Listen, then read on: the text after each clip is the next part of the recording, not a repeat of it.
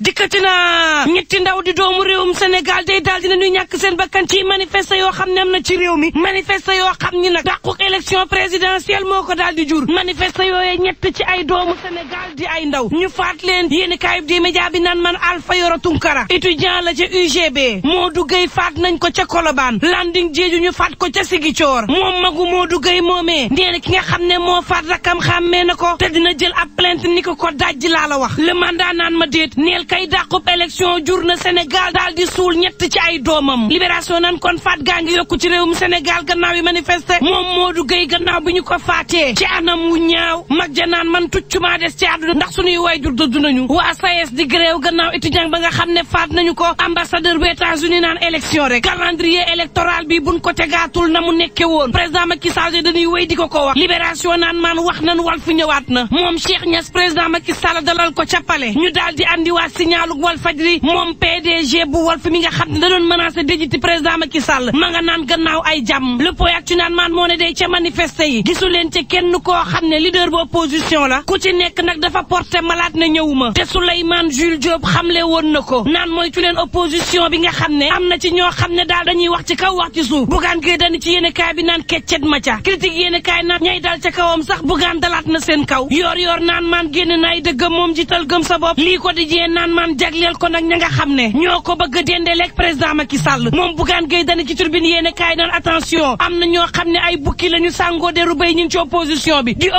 opposé lu te duñu ay opposant dox soxlas président Macky Sall moo leen tax a jóg xaajale opposition bi moo leen tax a jóg te am na ci opposant yoo xam ne tey jii booy def bilan président Macky Sall mënoo leen ci génnee ndax ñoo président Macky Sall petit ba grand ba muy yootu nguur gi ñoo Sall la ba nguur gi bëgg a jeex ñuy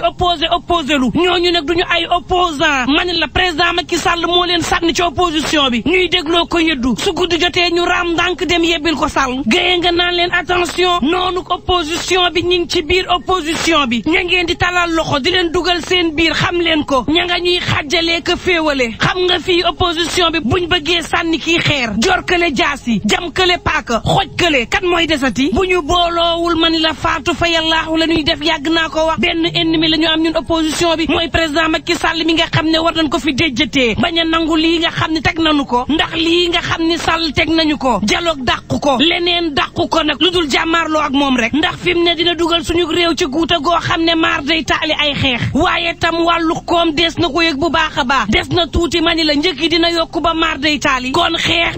bi Sall moom président Macky Sall moomee laas yéene kaay naan man moonte ma nga bëgg jàmm de ma ngay xool nees libéré Ousmane Sonko ak ñamu àndal nu mu gën a gaawee rax ci dolli ab loi d'amnistie ñu bëgg ko teg ci réewum Sénégal ngir dalal waa société civile ak jege ñaaleeg Sall guddi gu jot ñu dem pale ngir fas yéene wax ak moom le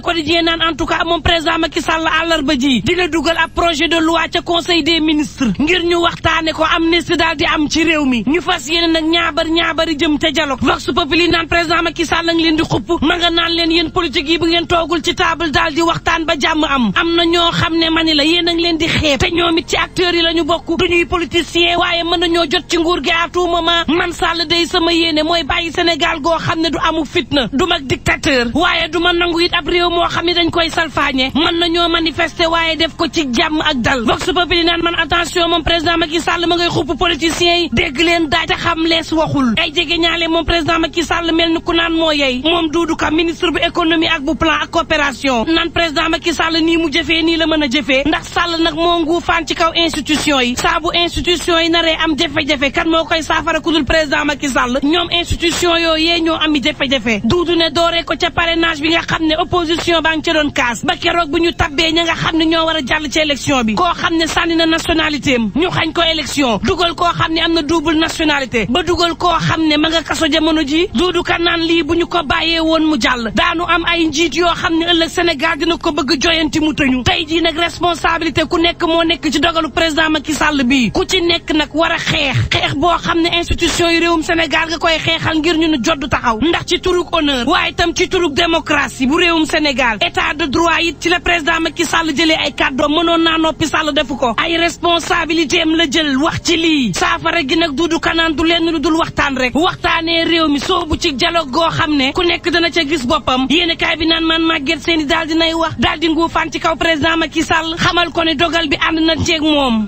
maire bu Malicounda daal di xamle ni opposition opposition bi ak képp kuy politique ci réewum Sénégal la war moom moo di woote jàmm waaye itam daal di woote waxtaan ci mën a génne réewum Sénégal ci nguufaan gi nga xam ne soobu na ci màgget naan bu nu jugee ca parrainage dal ci wàllu ger ak itam ñoo xam ne ñoo am double nationalité mais anam wi nees ci tëggee ay élection te buñ ko tëggoo ni dina gàkkal démocratie réewum Sénégal ak suñu institution ba faw président Macky Sall nag mënul woon def lu dul jëli responsabilité am ci mbir mi taamu démocratie boo xam ne dina dalal ba ñu jëm ci ay élection yoo xam ne dina libre waaye itam dina leer ba kenn du ci mën a andi jiixi jaaxa gannaaw bi nga xam ne wote nañ ba noppi Mamadou Gueye maire bu Djiddah Thiaroye Kaw ne gerde la ñu yëkkati teg ci kaw ndoddu conseil constitutionnel te accusation yu rëy yii dee su ko demee ay élection du bëgg-bëgg ak président Macky Sall waaye nag faaw mu jëfee nii ndax ëllëgu Sénégal lay bañ a tayle moom jiital impôt domaine naan président Macky Sall bu jëfewul woon nii démocratie réewum Sénégal daal di suux boo tegee fee waxu militant xam ne dëgg-dëgg jëf ji yoon la Cheikh Issa Sall naan président Macky Sall ña ngi la gungee ci tànkuk dialogue yi nga xam ne woote nga ko léefa yéene kaay naan kon en tout cas président Macky Sall ma nga mel ni ku tëb dal cib xal gaa yaa ngi koy dalee fu ne ay professeur université juróom ci ay agrégé de droit ñi ngi dal ci moom ak sept sages yi naan leen fi mu ne yéen sept sages yi ëllëgu Sénégal mi ngi ci seen loxo lii ñu leen tegal dàq leen ko ndax yoon ci boppam may na leen ngeen dàq ko ndax jaarul yoon Serigne Diop Abdel El Kader Boy Babacar Gueye Alioune Badara Fall ak Alioune Sall ña ngay démonter benn par benn la tax na conseil